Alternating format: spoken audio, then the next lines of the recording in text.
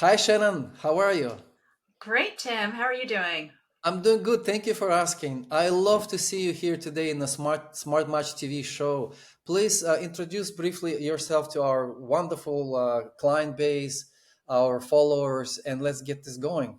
Sounds great, Tim. I'm Shannon Lundgren. I'm the founder of Shannon's Circle. I help intellectually curious and kind singles find the love of their life. Based in San Francisco Bay Area. I most of my searches are Bay Area based, but I do searches in other cities nationwide.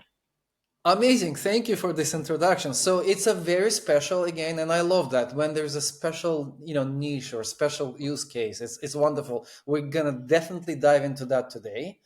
Um, so first thing that comes to my mind is how do you help your clients? What kind of main problems do you solve them? You know, Yeah, typically my clients, people that come my way that are my clients are typically very busy professionals who don't have the time or patience or desire to, live on a dating app swiping and going on poor fit dates that aren't a good use of their time.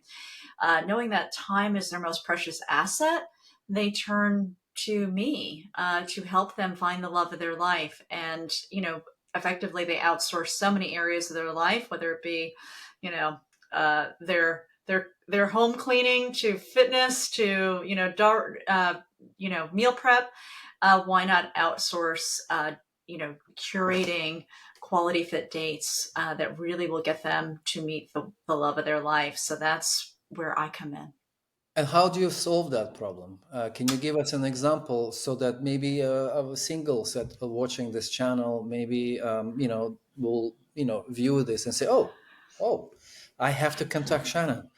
Well, and first of all, I'd have to say that, finding the right person isn't as easy once you're out of college and internships and around a lot of singles. Or social circles shrink as we get older. So it's very natural to struggle with it. So I just want, everyone to not feel alone as it relates to finding the love of your life. It can take some effort. And I always say it's not a numbers game, but it is a quality fit numbers game. You need to go on enough quality fit first dates to meet that person.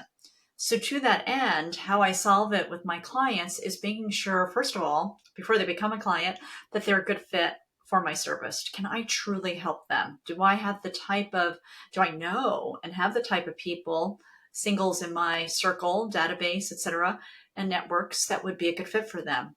And if so, then I approach the conversation as they could be a prospective client and learn a lot more about them and their preferences.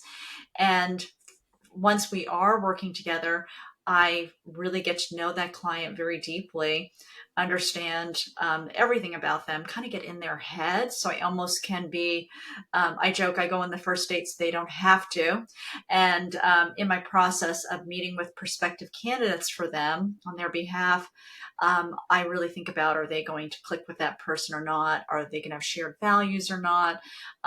Will this be a good quality match? The hard part is always to assess if there's going to be that romantic, je ne sais quoi chemistry between two people. And that's something that I encourage my clients to find out on their own, because you never know who is going to click with who.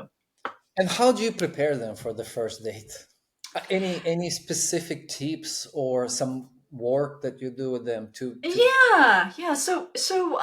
I'm really I kind of weave in, I joke, I create the milkshake and sneak in the broccoli into the milkshake for my clients. So my clients don't come to me wonderful combination. or bananas or whatever. I don't. My clients don't approach me saying, "Oh, I'm a bad dater," or "I need help with dating or coaching," or they're usually thinking it's just that I haven't meeting the right people.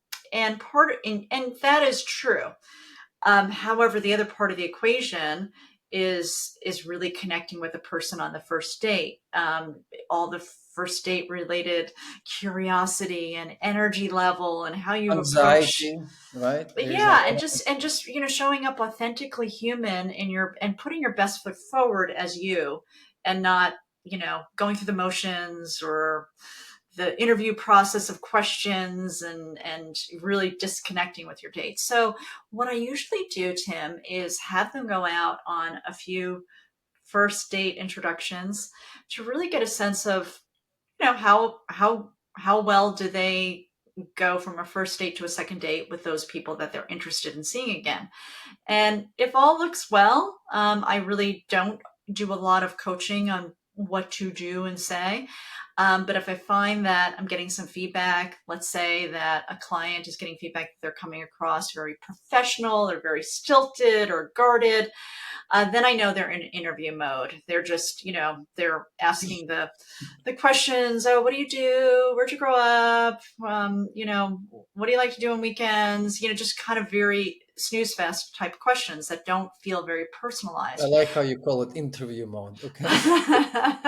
Well, we all know it when we feel it, and of course, it's natural to be on a date and be curious about these resume type qualities, but you're really there to connect, and that's what the first date is. Can you have fun on a first date, and then you go to the second date, and you might learn a lot more about all their background. But really, connection's so key. So what I do as a tip for them is just when I share with them the profile, and I say, okay, here's 3 things that I know you can try on as to that are that are things that you could go to the date with and be curious about, um, you know George or Jane, so that it could be something where they, ask them, how did they, move from, Hungary to the U.S., or what brought them to live there abroad,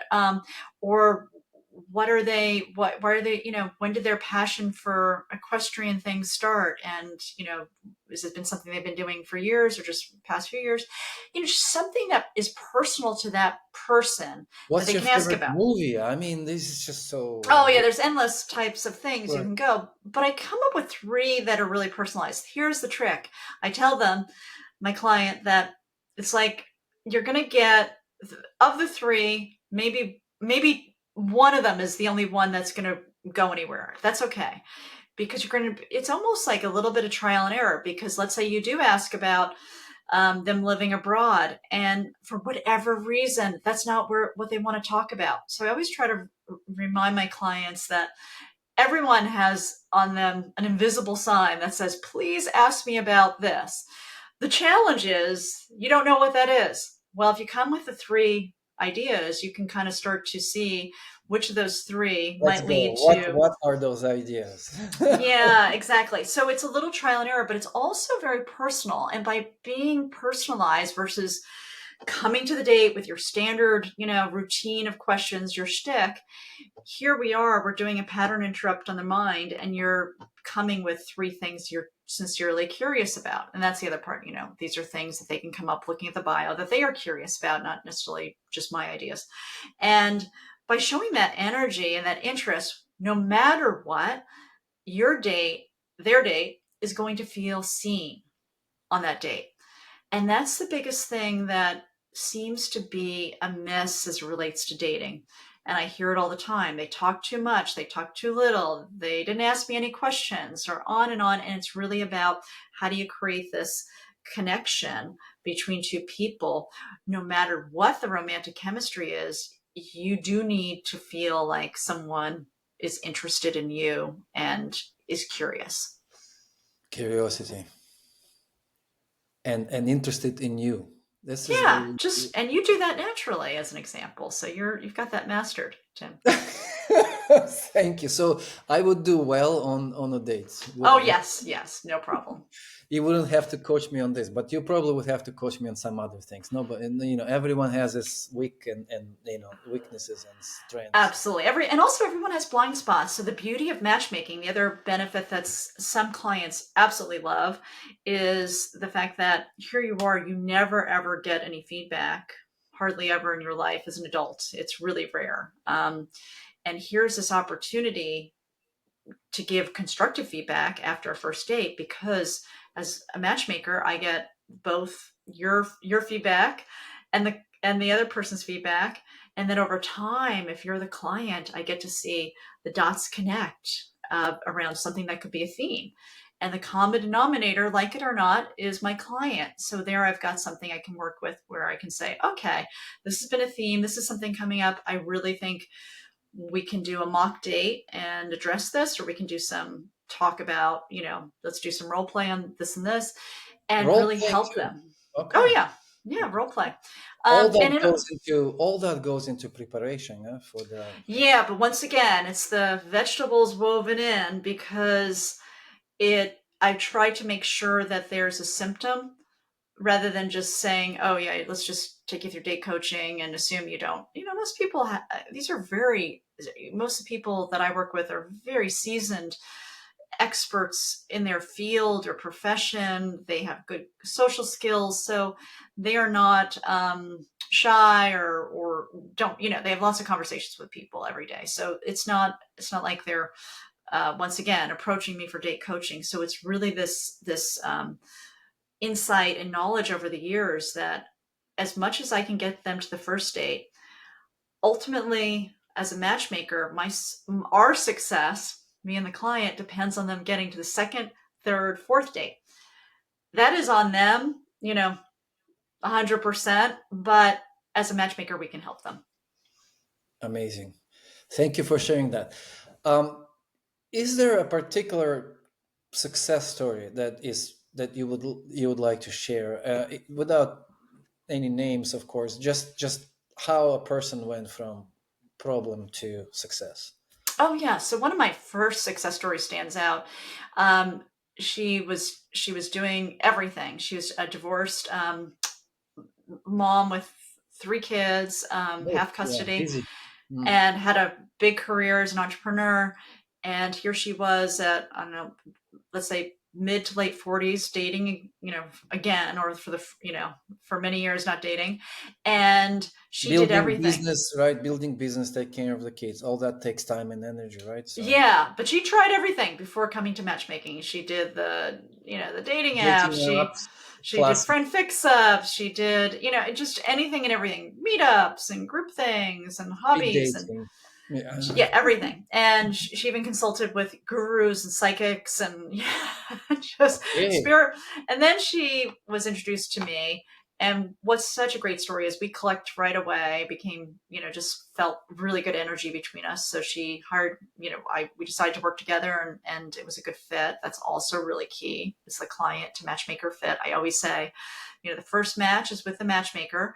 So making sure that you do really feel good about who you're working with and Love it. vice First versa. matches with the matchmaker. And yeah, and Yeah. so we ended up on the first date, uh, introduced her to the one, and it was a home run, and they've been married for about, I don't know, 12 years or so. They were both, it was blended family, and now the kids are all off to college, so they since have moved from the Bay Area to another state, but I keep in How touch many with total them. kids? Excuse me? What's the total number of kids they have now? Oh, well, the total there is, let's say, Bit- five. Five. So five total, and they've done a really great job blending the families. And, they're young adults, of course, at this stage. So first you became a team. So first her and you became a team. You worked together, right? Yep. And the first date is the date, is the match. Did I get that right? No, it was the third first date. So the third introduction. Third introduction. Okay. What did it take you to get her into that mode, into that success? Like, did you have to work on any of those challenges you mentioned earlier in terms of conversation starters or No, no, and self-esteem sometimes? Like, what was. no. She was pretty ready. She was definitely very eager to get out there and meet men through me. But no, there was no coaching needed for her, So honestly. it's just the case, it just Yeah, needed. some she yeah, she just, and that's also that can happen as you meet the one. I do think there are people that do do not need the coaching, Tim, and there are those people that do and know it, and there's those that don't know it and do need it. And the key metric I look at for knowing if they could use some dating skills help is if they would like to go on a second date with a person and that person says no, and that happens more than not. One of two things are going on. One is the dating skills, or these are people that are, maybe not the right type for them to be meeting. So I look at For each both other. those things. Yeah. Okay.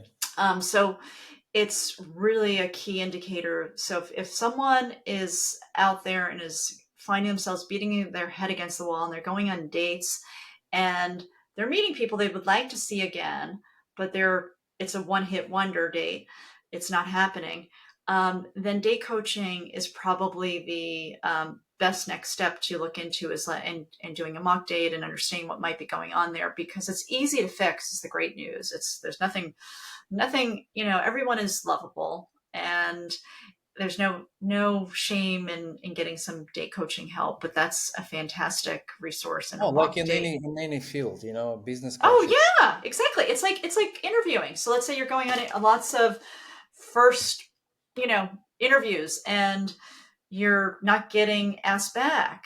After enough of a pattern of that, you have to say, one has to say to themselves, okay, there's something I probably should tweak or do differently. Maybe, Yeah.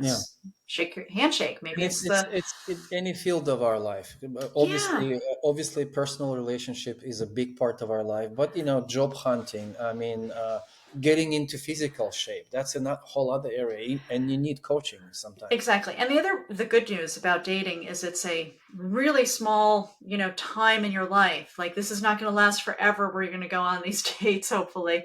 So I like to think about it. It's like you learn it, you learn about it, you master it, but it's not if you do it well, you're not going to be going on, spending 5 years, 10 years dating.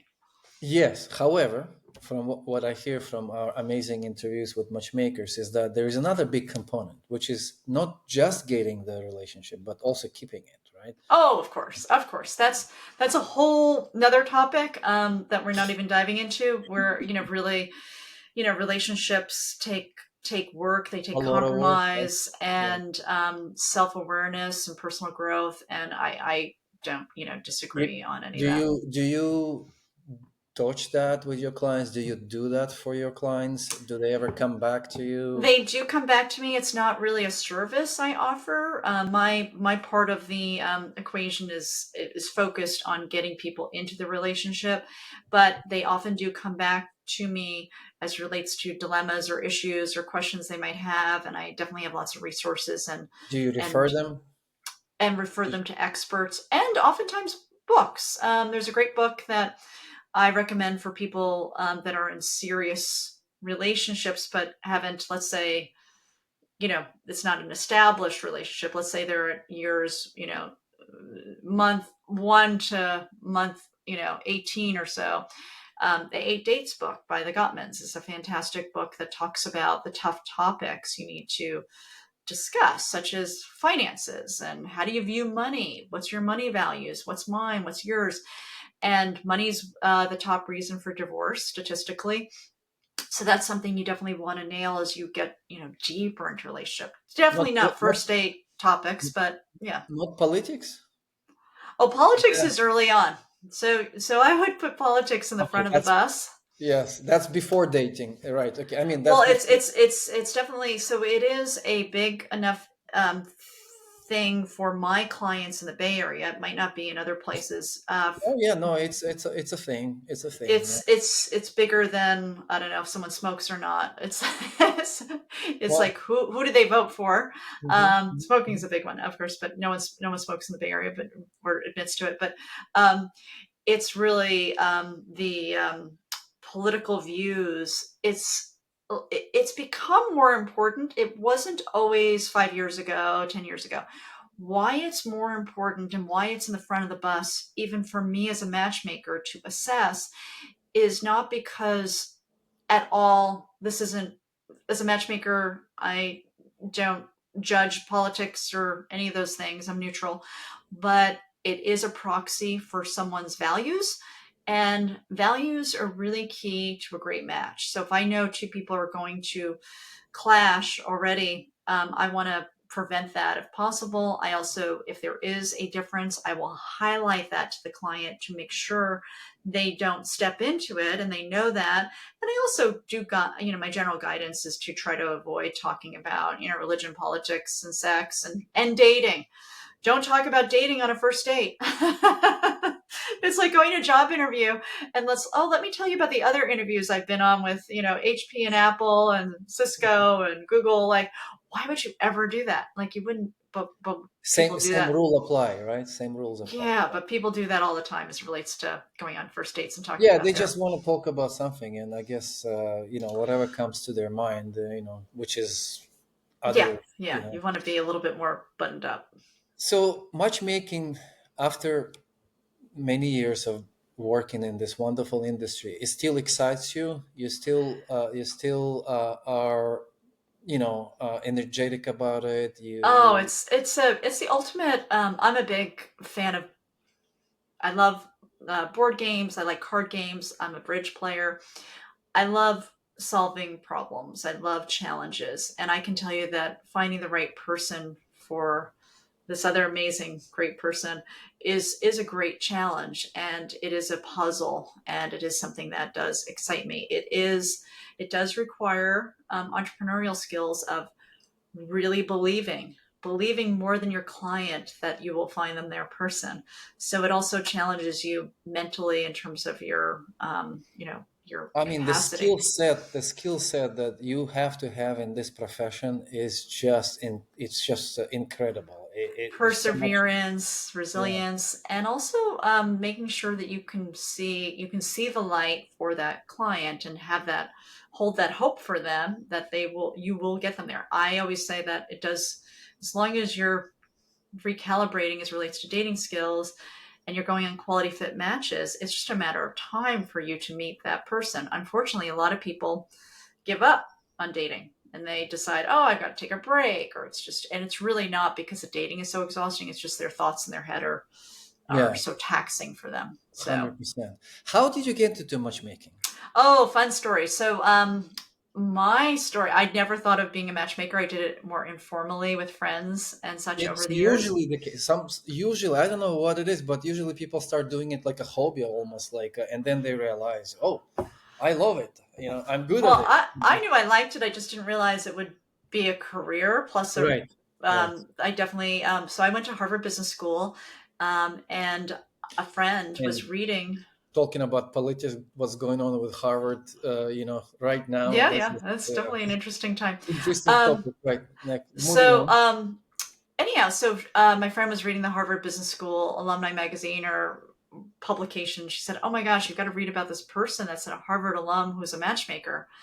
And right then and there, Tim, I thought, "Oh my gosh, I never thought a Harvard MBA that's a matchmaker." Like right there, that possibility changed things for me. Like I didn't think of it as a I didn't think of it as a possibility. I call it a possibility baby. It hatched then, where it was basically, oh my gosh, this is a path that I could pursue. I did contact. It was Rachel Greenwald, who is the matchmaker that was referenced, and reached out to Rachel, and I definitely went through her training and such, and learned a ton. Came back from that saying, "Gosh, this sounds so fun," but I also knew I couldn't leave my day job and just hope that I could build this business. I had a pretty senior executive role at a Fortune 50 company, had a big team and a big salary and a big bonus and 401k and all that stuff. So essentially, I did it on the side for 8 years. I built it. I took on, like the client I mentioned. I definitely took on, very few clients, but what was so great about that is I got to learn, make all the mistakes and learn about who I should work with, who I shouldn't work with, how I should work without the financial pressure of just sometimes when you're starting out in any endeavor, you just have to, you know, make money or make revenue. And in this case, I didn't need to. So I could turn away someone who I didn't feel like was a good fit or I couldn't help. Whereas if I did feel that financial pressure, it would have been really hard um, to do so. So that was really nice to have this runway. And over time, it also, which relates to Smart Match, it gave me that 8 years of building my database of singles, which is a key component of success, is having people to match people with. So that also gave me that runway in a very So relaxed way. since we're on this topic, let's just continue with this. I was going to ask you another question, but Yeah. since you're on this topic, I would love to pick your brain. How much time do we have? We have about 10 minutes, right? I think more or less. Yep. We'll make it short and sweet. If you were starting, first of all, if you go back, would you choose this path again? Yes, absolutely. No, Okay, no. that tells me a lot about you and about this profession. I think the matchmaking profession is a wonderful profession for a number of reasons. One of the reasons I'm here asking all these questions, I'm so curious. What would you recommend to other matchmakers who maybe are starting the business in a similar position or not? Doesn't matter. But what are the do's and don'ts for today's beginner matchmakers? Yeah, I would say for today's matchmaker is that, to go slow, make sure you take on the right client. I'd say that's the biggest success factor, is making sure it's someone you truly can help. You can find their person for them. They're a fit for who you know and have. Related to that is, as soon as you start, get your smart match, get your Technology, database, the get your technology. start, even if you're meeting people, and you just know that they're single, plop them in just so you remember them. It's never, yesterday is the best time to start the database, but if you haven't, start today. Don't delay on that. That's something that I would definitely advise everyone that's starting out, because Can you you start need. a matchmaking business without a database? Did I? I did, but not for long. What I did before I found your product, Tim, I mean, is not I, technology database, but without a database of people. I mean, without a network of people, yeah, yeah, you got to start from somewhere. So you start with maybe nothing, but you start to build it. and You go how would you from do that? So you have let's say you have a client. Let's say you have a one client, right? First, then you would do active recruitment to find those headhunting singles. type of Yeah, kind of active headhunting, recruitment. finding those people. It's hustle. It's more guerrilla recruiting and finding those right people. So there definitely was, especially in the early years, a lot more hustle, and you gotta, you have someone great you want to match, and you know that they're great, and then you gotta find the other great people. That was definitely the case in the woman I mentioned. I didn't have a huge database, and I had to hustle to find the right men for her. So it definitely does require in different phases of the business. But knowing that you're building this equity of the database is so huge, because over time it does become easier in many ways, because you have this jewel of your database that you can tap into. Let's talk about technology a little bit. That it also very frequently asked questions in my world. People come to us and they want to know how to build the database, what to pay attention to. So, in terms of technology, in terms of the actually software database, what are the most favorite features that you like in Smart Match? What would you recommend to other matchmakers to pay attention to when they are choosing the CRM? How does it help your business? There's three questions, but you can start with one. What are your favorite features in Oh, ability to create the forms and create different forms, so you can use different forms in different avenues. So collect different, website forms, yeah, right? website forms and other forms.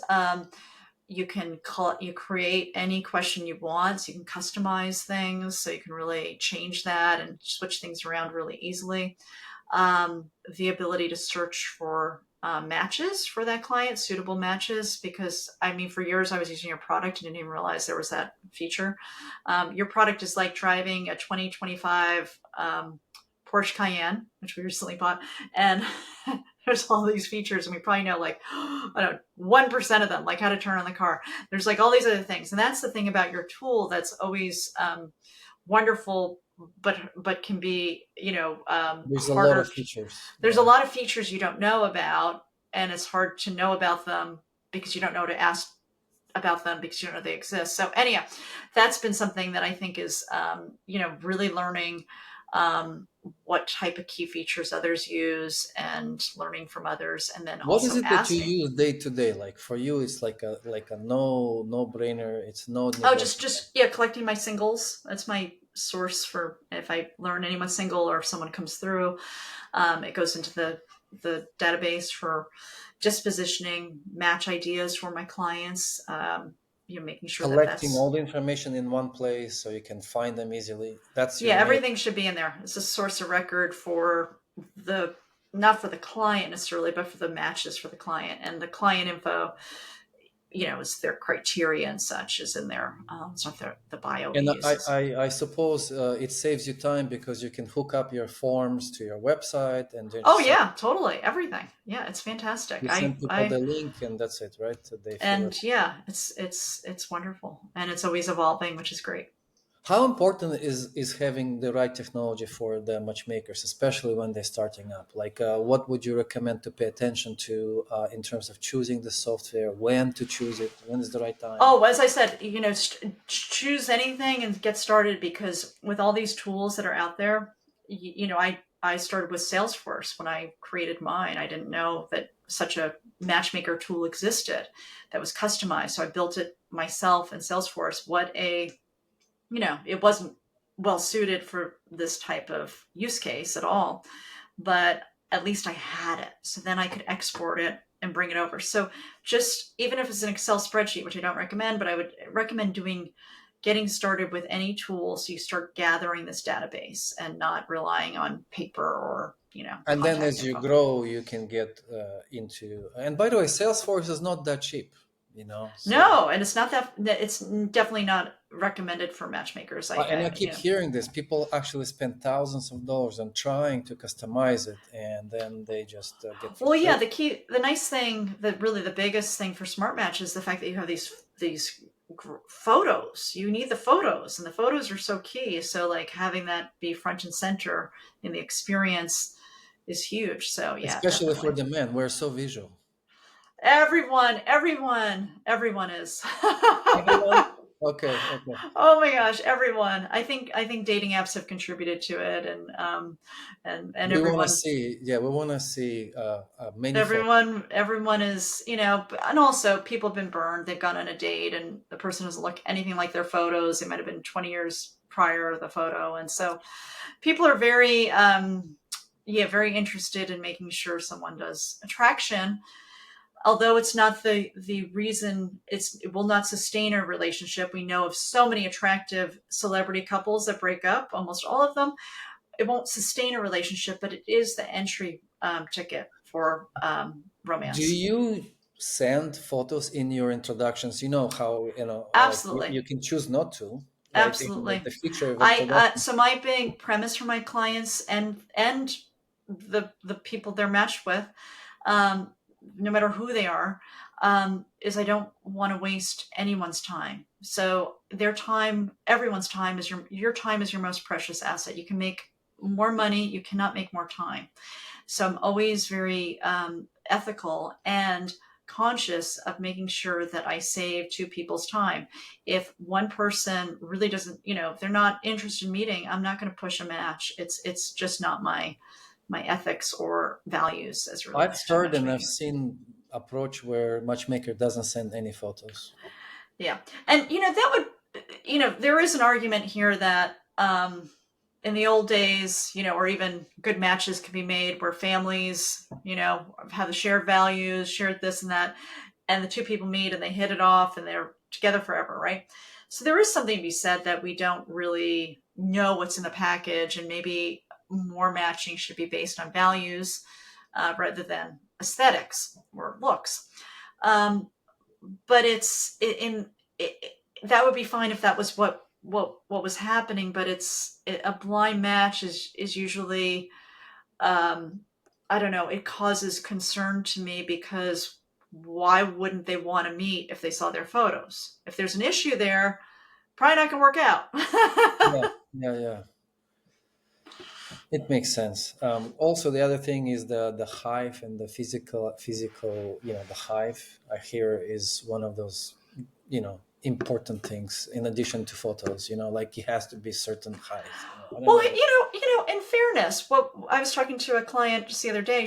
I was presenting to her someone who was 5'6", and she's 5'6", and she said, if he's really 5'6", I'd be open to it. But what happens, Tim, is Heels. 5'6" means 5'4". 5'8" means 5'6". So this is a game that goes on with men. If someone's 6'6", they truly are probably like 6'7". They will downgrade it, but um, unfortunately, that's why women are a little bit more cautious on height because men do exaggerate their height. Mhm. Let's end this point there because it's a controversial point. Hear all kinds of interesting takes. I know you got to run, so I would like to respect that. How can people find you if they're interested either in collaborating with you or becoming your client, for Oh, example? sure. Yeah. So shannonscircle.com is the best place to go. I have a form there. As mentioned, get started and it's free, complimentary to join my circle. I recommend joining every reputable matchmakers database. You never know if you'll be contacted and introduced to the love of your life. So I'm a big fan of that. Just note that you're just interested in the Rolodex, if that's the case, or being a client, if otherwise. And then also you can find me, Shannon Lundgren, on LinkedIn. You guys should take this opportunity and contact Shannon for sure. For I mean, just I know Shannon for many years now, and you'll be absolutely thankful for this if you contact. Let me just say thank you so much for your generosity. You shared some amazing and I think useful information for either singles or for other matchmakers. And I think it's a kind of a pay forward situation. So you being generous, somebody's going to get a tip or a value out of it and will pass on. And that's how the world works. So thank you so much. Oh, And I absolutely. My maybe pleasure. thank you. And I hope we do it again. Maybe we'll dive into some of those Oh, yeah. Tricky dating questions. That'd be tricky great. dating questions. Thank you so Okay. much. Have Thank a you, great day. Tim. Okay. Bye bye. Bye bye.